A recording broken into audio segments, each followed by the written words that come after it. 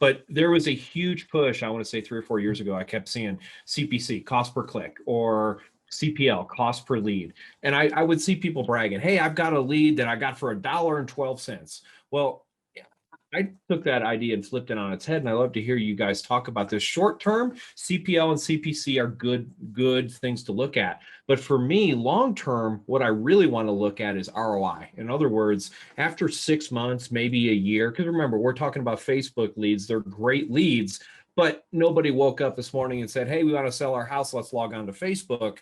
So we're doing, and I'm going to quote Marcus here, interruption marketing. So here's my question. Like, what is a good return on investment, and where are we calculating that? Because I think if people just look short term at CPC and CPL, they're not bad metrics, but they only tell this much of the story. So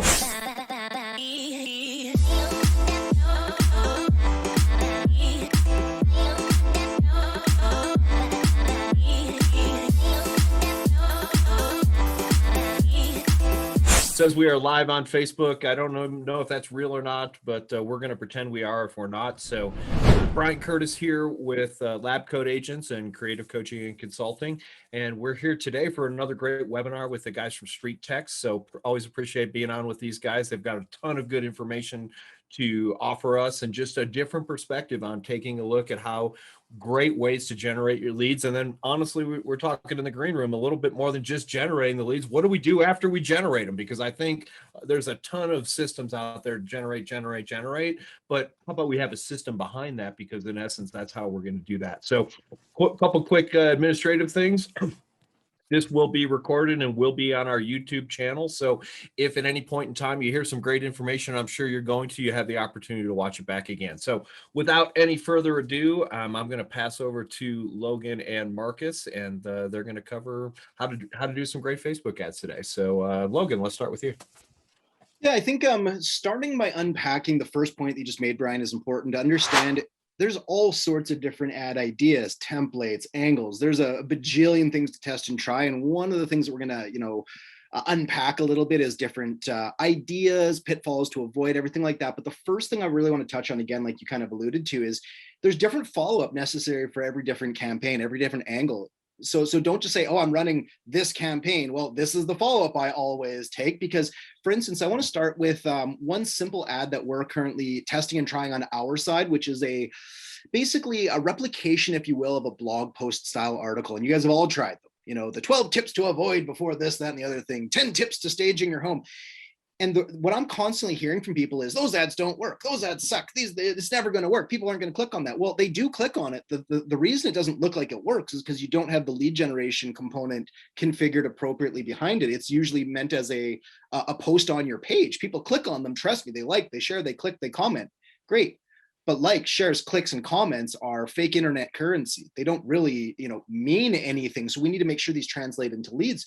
So first and foremost, I want to start by just, the follow-up, and Marcus is probably going to have a bunch to elaborate on this as well. So we can quickly start here, and then I'm going to get into ads and what to do and what not to do and everything like that. But first, consider your follow-up as it pertains to your call to action. For instance, if I say, do you want to know what your home's worth? Well, you respond to me now. If I call you, hey, great, I need questions answered. That phone call isn't completely out of line.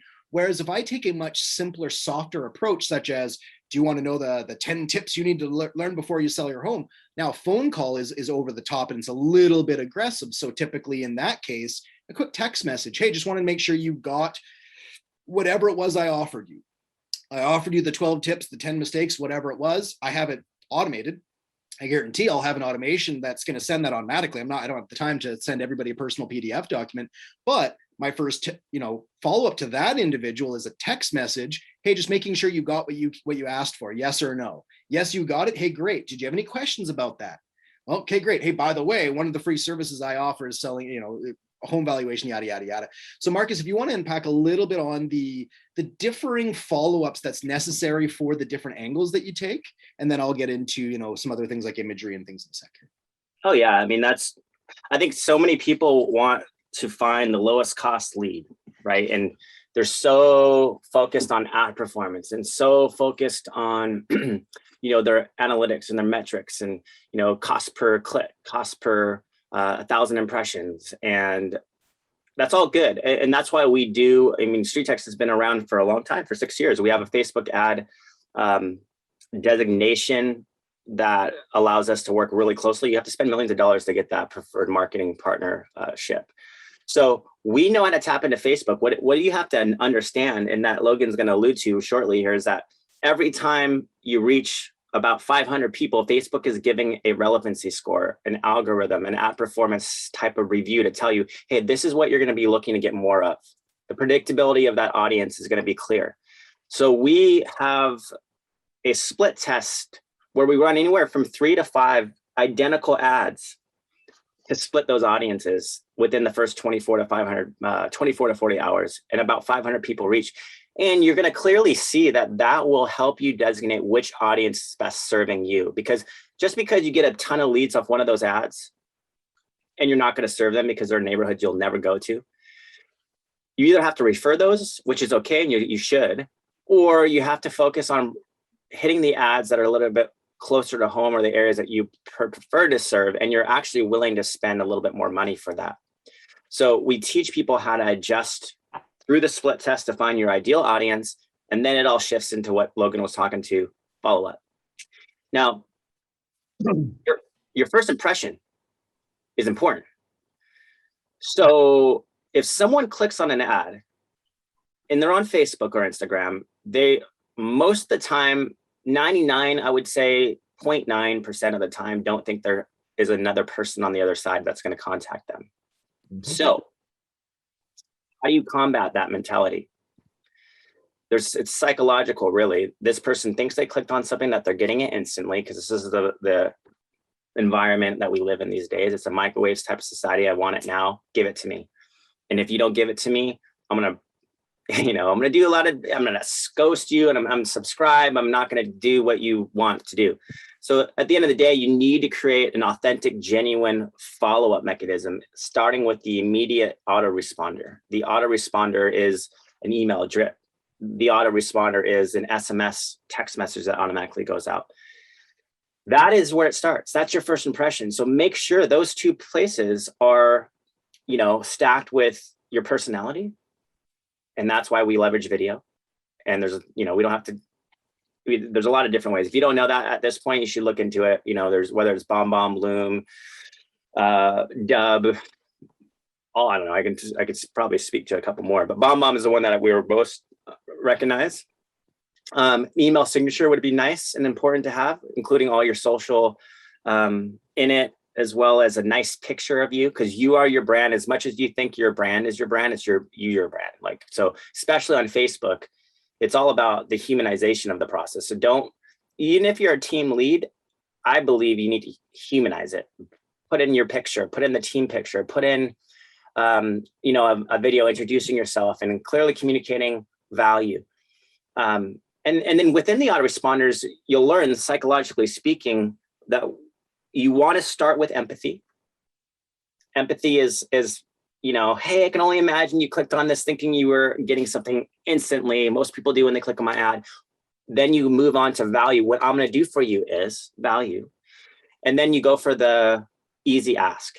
Hey, do me a favor. If there's anything I should know about the property that I wouldn't be able to see on pictures, let me know. I want to give you as accurate as evaluation as possible. If I'm just speaking on, home value ads in this moment, but it's no different if you're running a buyer's ad, no different if you're doing a listing ad. I think it all comes down to what?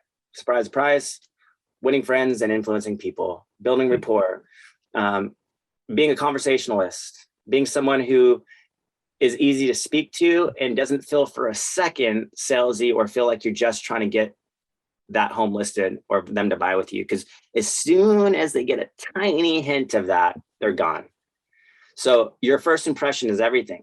And so we have a lot of people who start a trial, go gun hone on the split test and the A/B test, and they're like, oh my gosh, lead flow. And then they're then we have to actually say, stop, pause everything. Let's focus on follow-up right now, because so it's like everybody wants to put the cart in front of the horse, but there's an order. And lead flow, lead generation, for us at least, we feel like we kind of mastered that. Granted, every market's unique and different, and Logan will talk about this, whether you're in Beverly Hills versus, Indiana, You can't go in there with $10 ad spend thinking that you're going to get the same ad performance results, because you're not competing against just agents, competing against the whole entire marketplace of Facebook advertising. And Marcus, I love what you're saying, and I think it's 100% on spot. Let me go and ask you guys a question though, because I don't know if you intentionally brought this up or it just kind of came up, but there was a huge push, I want to say 3 or 4 years ago. I kept seeing CPC, cost per click, or CPL, cost per lead. And I would see people bragging, hey, I've got a lead that I got for $1.12.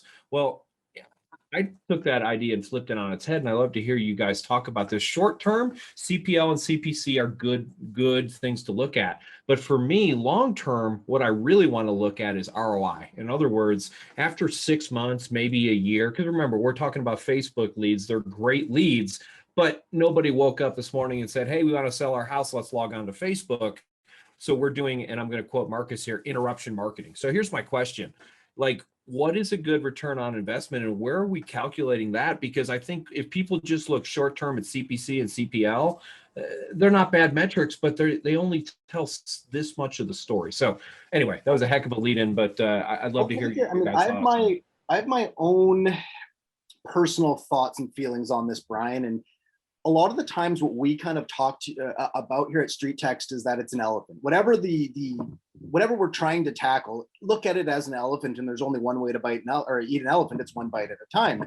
And ROI is the elephant in the room right now, right? So how do we calculate ROI? And I think that's something that a lot of agents struggle with, because ROI is something that's calculated after some form of success typically, right? So how do you get success? How do we make sure we're getting there? So if I say, build 3 ads, Brian, and run them for 6 months, and then we'll determine your ROI at the end of your 6 months, the likelihood of us having an ROI to discuss is much lower, because it's the smaller bite-sized morsels are the CPL, the CPM, and all those other metrics. So I think it's an amalgamation of everything. First off, look and focus on the day-to-day. Make sure that the cost per click is effective and appropriate, the cost per lead, the cost per email.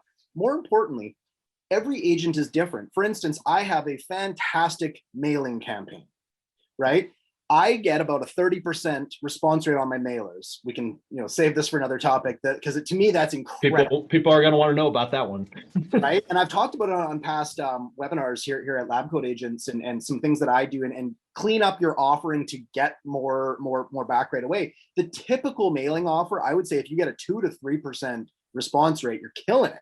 Absolutely. Right. So getting more. So, but again, it's understanding the little metrics that work. So for me, cost per lead in our case could be an address only. So if I'm getting a really, really good and effective cost per lead, I'm getting cost effective addresses, but not a lot of emails, not a lot of phone numbers. Well, for me, I want more, but I can do a lot with a low cost per lead. So for me, it's appropriate and effective.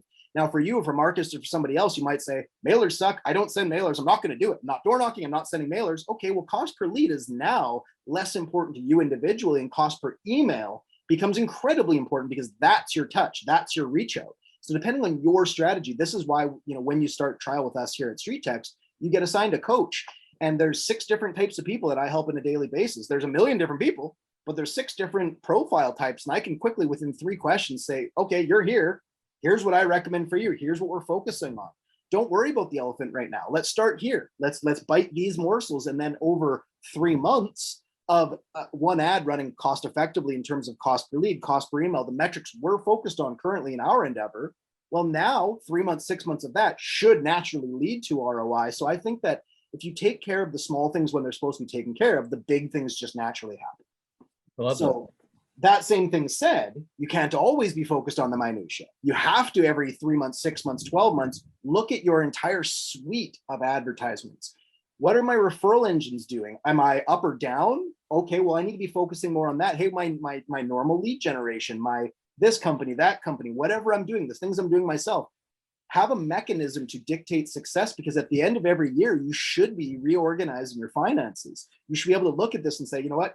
Facebook ads didn't work for me this year. Well, okay, I better start looking at other things. Or it's not the Facebook issue, it's your plugins with Facebook. Because trust me, Facebook ads work. So you need to start, I'm paying all these guys all this money and it's not effective. Well, take some of that money and put it other places. You should be taking 30% of every penny you earn and have it directly back into your marketing in one way, shape, or form. kind of went on a bit of a tangent there, Brian, but no, but it's great. It's a great answer because here's the reality. And again, the reason I even bring it up because there was so many people that got so focused on getting the cheapest lead. And the cheapest lead is great if it converts, but it's not always about the cheapest. It's the thing that gets me the end result. And I know for those of you who are not Streettext members, we're going to offer you a free 7-day trial today, and we'll put that in the chat and we'll put it on the Facebook group. So we're going to offer that to you guys, and you can come and I'll learn from these guys or one of the other coaches, and that'll be a great opportunity. But you're not going to get an ROI probably in the first 7 days, because even if you listed a house day 1, it's still not going to close by day 7. I'd say 3 months. I mean, really, you list your home right now, 3 months to get a paycheck. You had a pretty quick, process. I would say you get a paycheck in 3 months after getting a listing. Things are going really darn well. So again, I think that focusing first, it's hard to look at that ROI down the road, though it's incredibly important, and don't let anybody tell you that it's not. But the day-to-day success needs to be there. Otherwise, the ROI will never come. Yeah, and I love that because a lot of people buy portal leads, and I do too, so I'm not saying anything bad about them. But what it is, if you look at it, here's an interesting piece of information for those of you guys who are trying to make a decision about where to spend your money. Long term, my Streettext stuff is far more profitable, has a far higher ROI than my Zillow stuff does, to talk about the big, elephant in the room, talking about that. So when we have that, but short term, Zillow crushes it because, again, people aren't logging onto Facebook to buy a house. That's not the purpose of it. But long term and follow up and nurture and following what these guys are going to talk about, which is having an actual plan. Not I called them once and they suck, which is a lot of people do with Facebook leads, right? I called them once, they didn't answer, they suck. It's so incredibly important that, again, you have a mechanism to look back and reflect on things, because again, I had my best year in real estate this year. What did I do different? Well, I started Google PPC. Must be that. Okay, great. Well, there's a difference between instant gratification and long-term success, right? There can be that instant gratification where, again, people come into Streettext and get a listing in their first 7 days. And you'd think that would make me really happy. It actually doesn't. It makes it considerably more difficult because, yes, I get a client. They're signing up. I guarantee I get their money. For me, personal win, I get their money. Fantastic. But unfortunately, the teaching component, because I don't care about their money, right now, I want them being helped long-term. I want to be able to be their solution long-term. And after they get their listing, without having to, Marcus was saying it already, update your signature, put in video. They haven't put in any work, and something fell from the sky and fell in their laps. It does happen. Yeah. It happens all the time, in fact, and it's one of the worst things that can happen. Because now I'm saying, okay, we got to do all this stuff. Well, why? I already got my listing. Right. Working. Whatever I'm doing is working. It's like, ugh. So Marcus, you had something you wanted to add on that? No, I mean, there's so much to say. I think when you're presenting yourself for the first time and it's authentic and it's genuine and you're really, I mean, you have to be a relationship focused agent to make Facebook lead generation really pay off dividends. Mm-hmm. Even with someone like Janki Patel that's here as a LCA moderator and has been extremely successful, knows that even with her VAs and ISAs and her team taking control of this, she's taught them all personally how to have this incredible personal touch, relationship focused follow-up. So you can go to the level of team lead and ISAs and VAs and make that work really well with this system.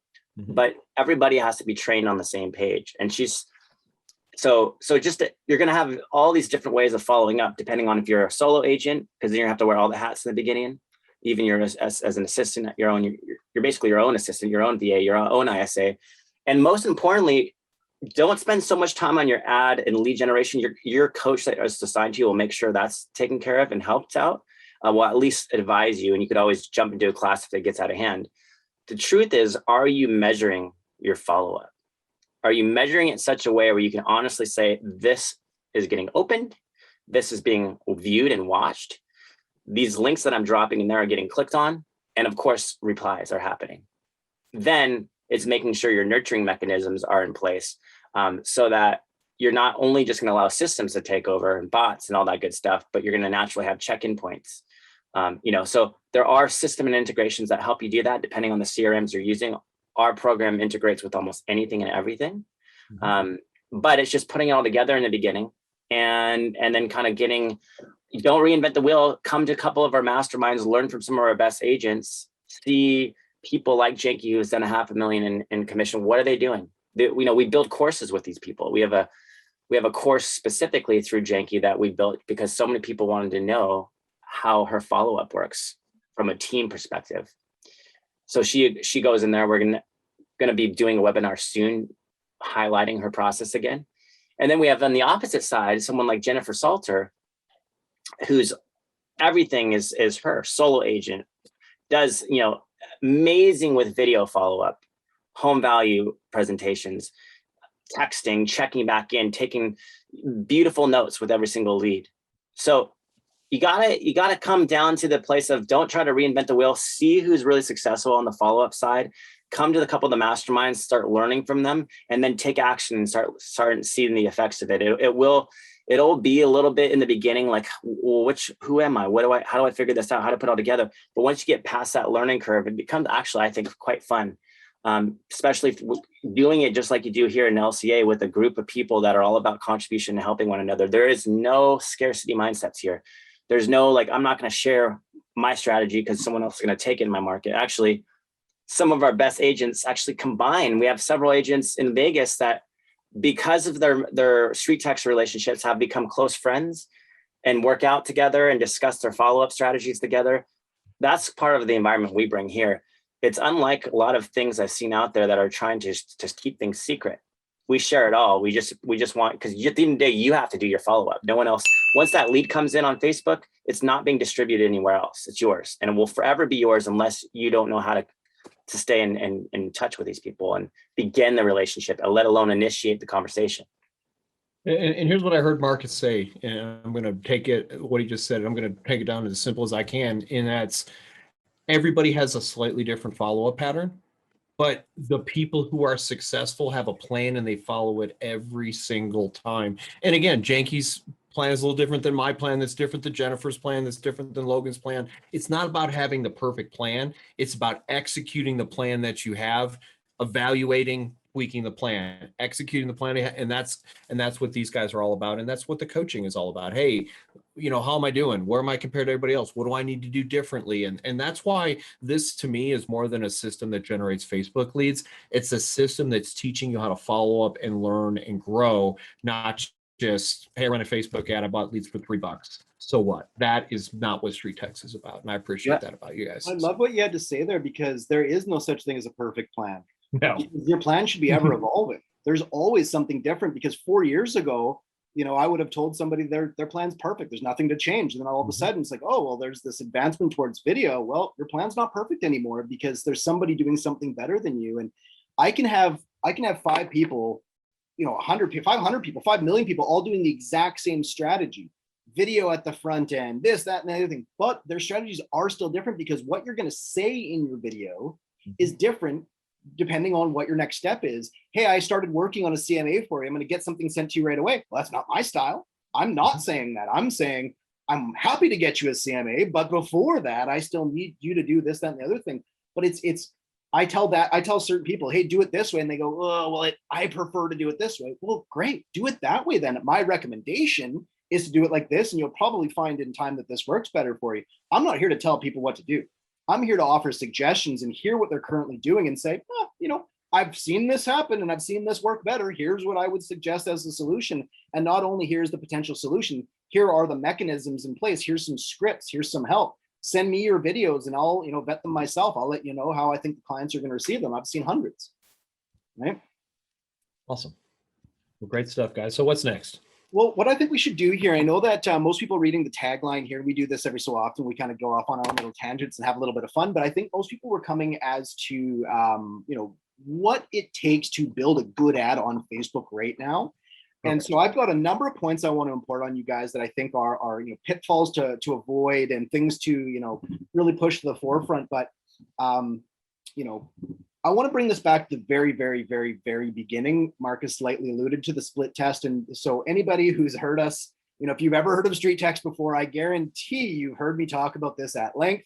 But for anybody who is new to this, or, you know, endeavor in any way, shape, or form, I want to quickly unpack what the split test is, and then we're going to get into what to split test. So really quickly first, you got to understand every single time you launch an ad on Facebook, the ad itself is 100% at the mercy of an audience of 500 people, how they reacted to that in that moment, and what they did, like, share, click, comment, whatever it was. Now, what's going to happen is I launch an ad. That ad now is tested by a group of people within my preferred area. Typically, it's 500 people. 500 people have now seen it. Facebook is going to categorize every single person who's seen it: good, negative, neutral. I see your ad and I pass by it. I don't do anything. I'm neutral. I have no effect. Not a problem. I mark it as spam. I comment negative. I put the little angry face on there. Well, I'm negative. I'm looking at this as a moving scale. The scale is being waved down towards the negative side, negative relevancy score. Every time somebody does something negative, it's weighing down towards the negative. Now, anytime somebody does something positive, like share, click, comment, now you're weighing on the positive side of this engagement score. So look at it again as a scale. After usually about 24 hours of runtime, or around $10 of ad spend on one ad, that scale is complete. The test is done. Facebook looks at the scale and says, okay, it's mostly neutral. It's right in the middle. So you got a very neutral relevancy score, like a 5 or a 6 out of a 10, meaning your cost per click is going to be very much average for your area.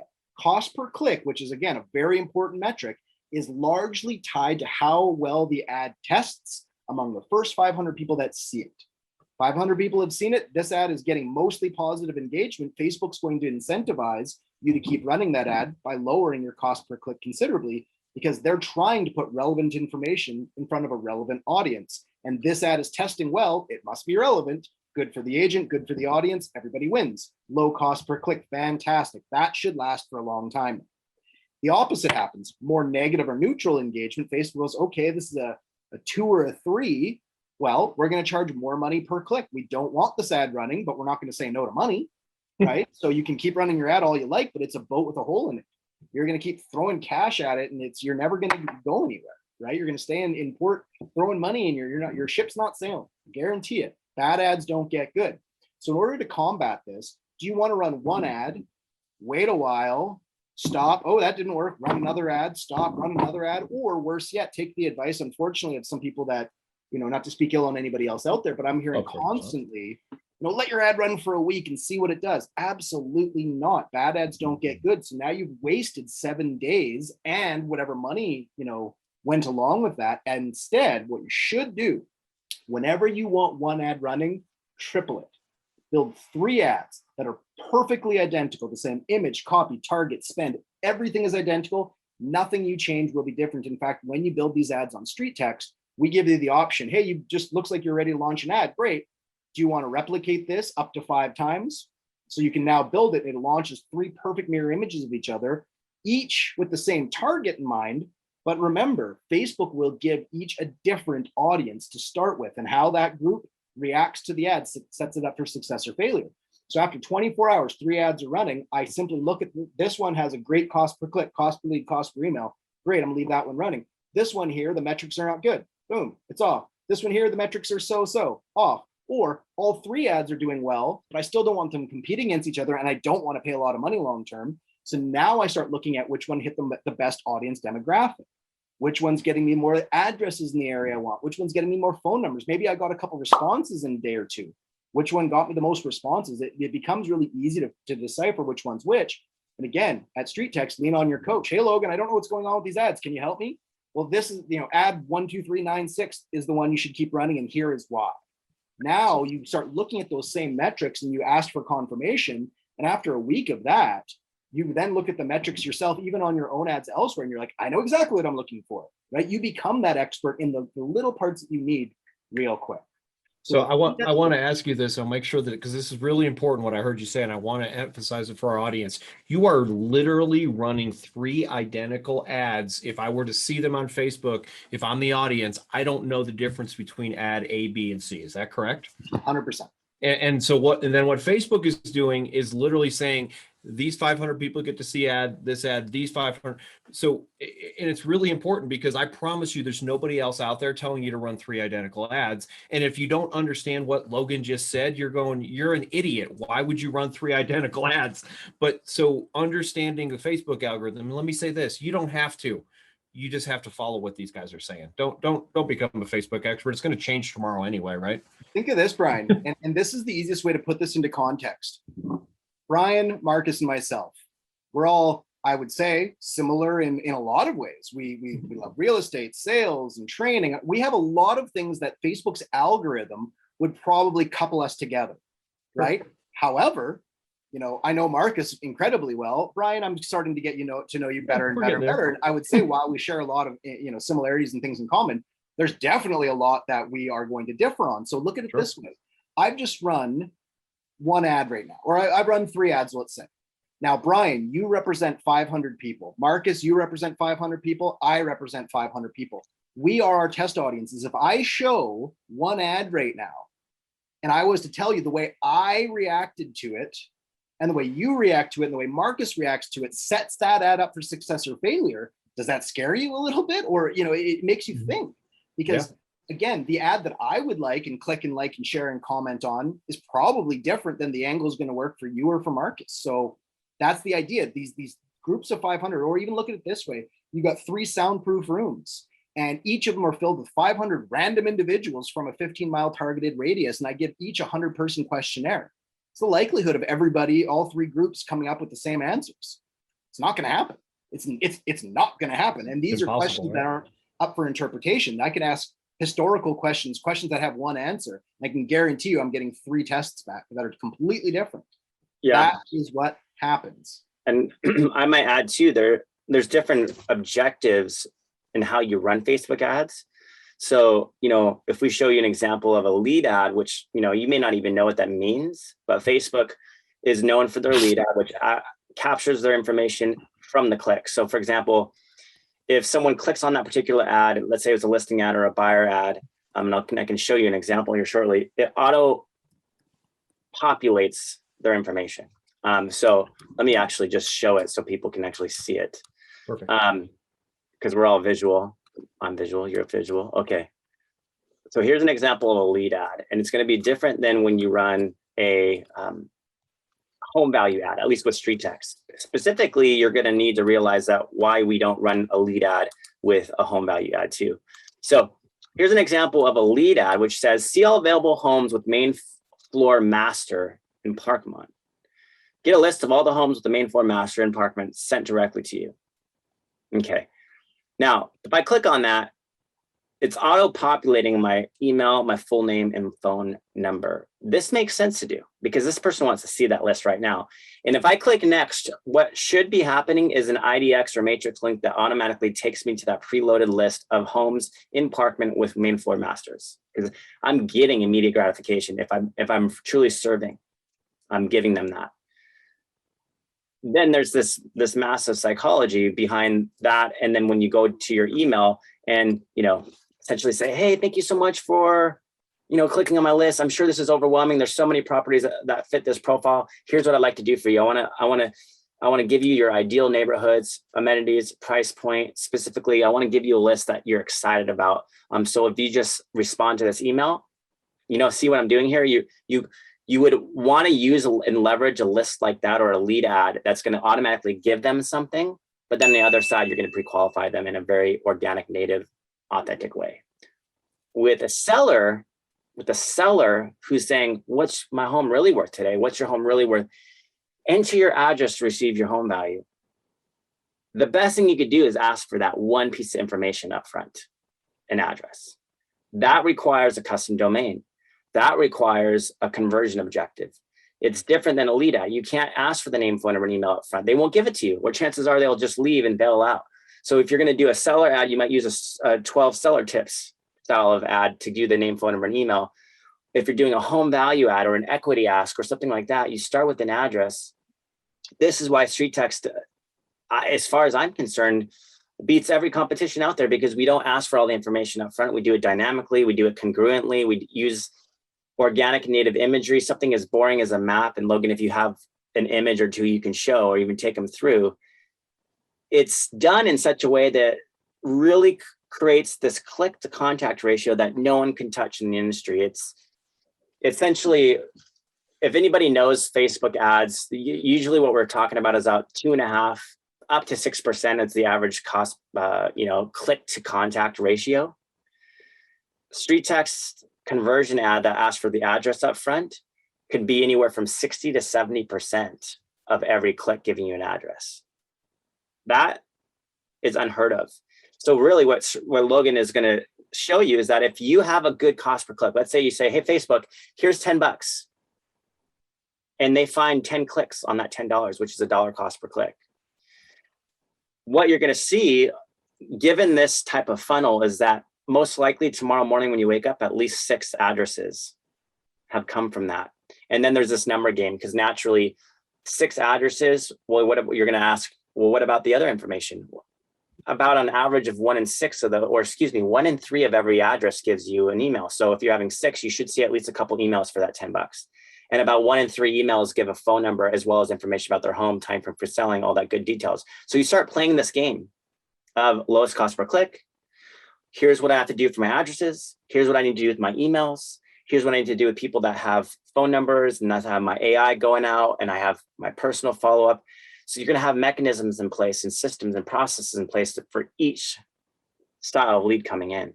It's not just going to be one type of lead. So that's something you learn over time between lead ads, buyer's ads, listing ads, seller ad, and then the different way this information can be coming in at you and why you have to have different mechanisms in place. Perfect. And let me add this real quick in a completely different subject. If you have questions, so we've got about 10 minutes left in the webinar. We would love to take your questions. We can talk for hours and hours and hours, but if you guys have some specific questions about Streettext or anything that these guys are talking about, please throw it in the chat or the Q&A and we'll make sure it gets answered live. So what I'll do is I had a bunch of points I wanted to kind of briefly make on the ad. So I'll kind of start rattling some things off. And then as questions come up though, there's a bunch of things I kind of want, I'm going to add anyways. So if you guys do have questions like Brian is mentioning, great time to ask them, because we can maybe, curate the rest of the presentation to answer your questions using what we're going to show you anyways, but we can maybe tailor the information a little bit more specifically to what you guys are truly looking for. So I'll kind of go through a couple things really quickly. I'll touch on what Marcus was just saying with the map ad and relevant imagery and things like that. As questions come up, please do ask them. And Brian, go ahead. If you see anything, interrupt me. I'm just going to kind of go on a tangent here. So perfect. If you have any questions, please do let us know. The one I see first, how do you get people to trust your Facebook ad?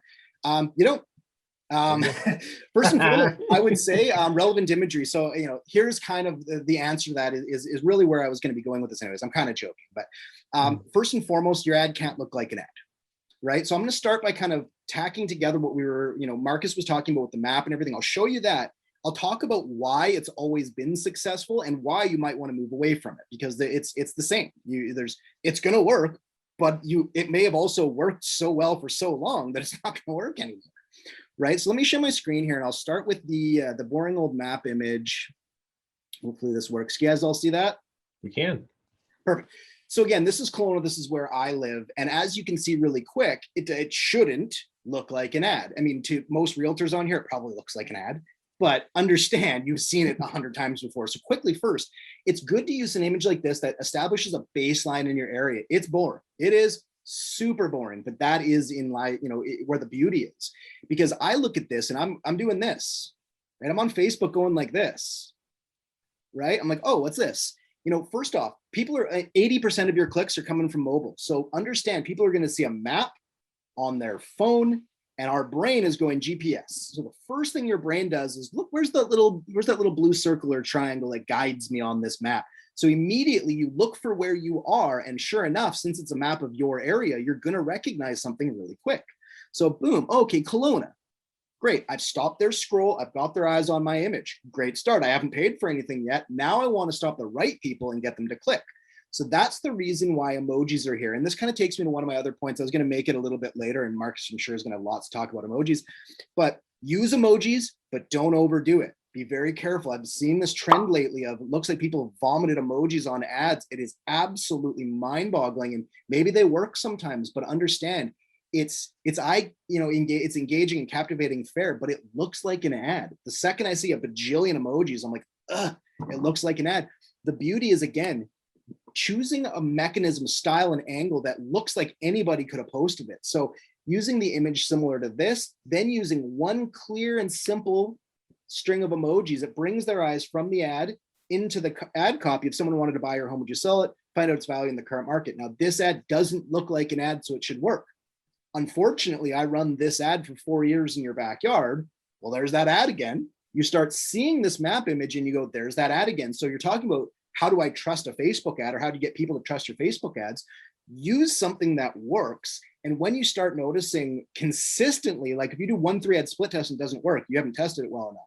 But once you can start noticing a particular angle is losing steam in your area, be ready to switch it up using the psychology behind why this one worked. First thing I want to show you is an image like this. Can you guys still see this? Can you see Kelowna now? We can. It's beautiful. Perfect. Right? Now, can you see the similarities between this and the map I just showed you? Right? Psychologically speaking, I'm now doing the same thing. I'm whipping through Facebook and I go, oh, that's cool. I recognize this. Now, if I'm zoomed in on the casino here, it's an ad for the casino. If I'm zoomed in on the boats here, it's an ad for one of the downtown harbors. But now they're just two landmarks as part of a bigger image, and the bigger image contains a lot of residential real estate. So the beauty of this image is that my mom, your mom, somebody could have just posted this. Somebody was on a hike, they took a nice photo and they put that on Facebook. That's why Facebook exists. Facebook exists so that people can share their trip imagery, their kids, their things like that. So if you can, stay the way that you want to do it is you want to be part of the mold, but break outside of it. So in this case, anybody could have posted this image, but it's a beautiful image. So now I'm whipping through Facebook and I go, oh, I recognize that. That's cool. It's not, oh, there's an ad, because it doesn't look like an ad. Next, I want to keep the ad verbiage incredibly quick and concise. The worst thing you can do is have a paragraph, because people have to weed through it and everything like that. Also, you don't want multiple angles in terms of a call to action. I can help you with a home valuation, a free local market report, text me this and click on that and do this. It's like, one option. I want you to do this. You do this and you're going to get this and this and this and this and this and this and this. You do one thing. That's it. Love that. Yeah, specific is always more powerful than general, right? So we had two questions, and I think we can kind of lump them together, and that's not just trying to be disrespectful to either of those questions, but they go together in some way. So the first question is, what do they see or receive once they enter contact information? And then someone else does Streettext help you set up some automated responses. So I feel like we can kind of answer those together and combine those two ideas. Marcus, you want to take that one? Yeah, I mean, I think they can see or receive whatever you want them to see or receive. So the example would be, if you start a trial, it's going to be generic. So for one of our home value ads, this is what you want them to see when they go to their inbox.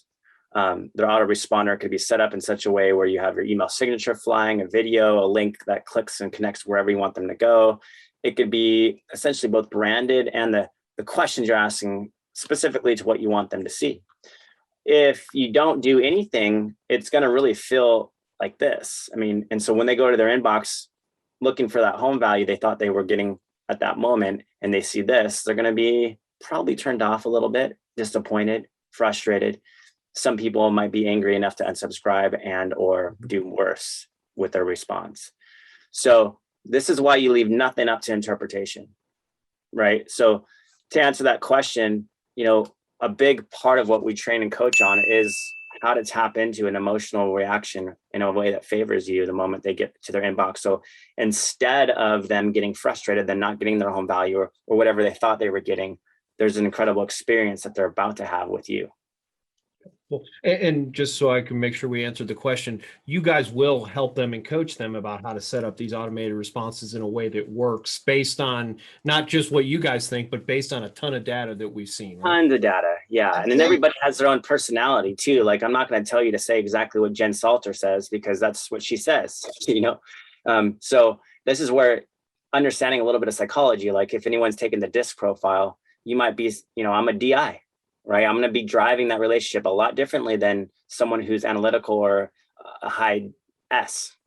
Right. So you got to think about that for your leads too. You got to figure out what that lead is looking for and how you can meet them there. And again, this is where community gets leveraged. And every time we're on these LabCoatAgents, we get a question like this, and it makes me remember why, here at Streettext, we were so eager to partner with LabCoatAgents, and it's been such a good partnership. Is that, again, we alluded to at the beginning of this webinar. There isn't one strategy. There isn't one script. Hey, can you give me your script? Well, there isn't one script. There's a million scripts, and leveraging the communities that you're involved in is incredibly important. I'm looking to do my first email response video, and I have no idea what I should say. Crowdsource.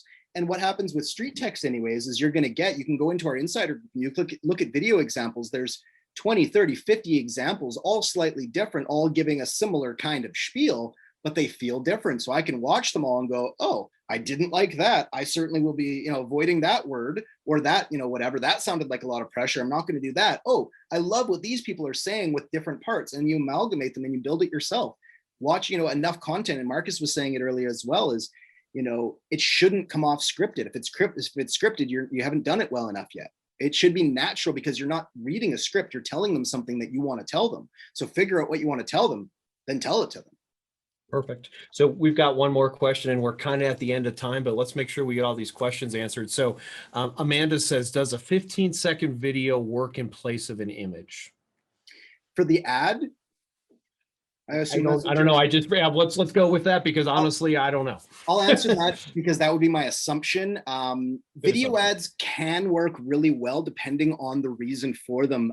For initial lead generation, I've found them not to be as effective as we'd like. Multiple reasons for that. First being, if you look at the structure of an ad itself, with a static image, I can click anywhere within the boundaries and the action I want takes place. You click anywhere, they're being delivered to the landing page. Step one is complete. I love it.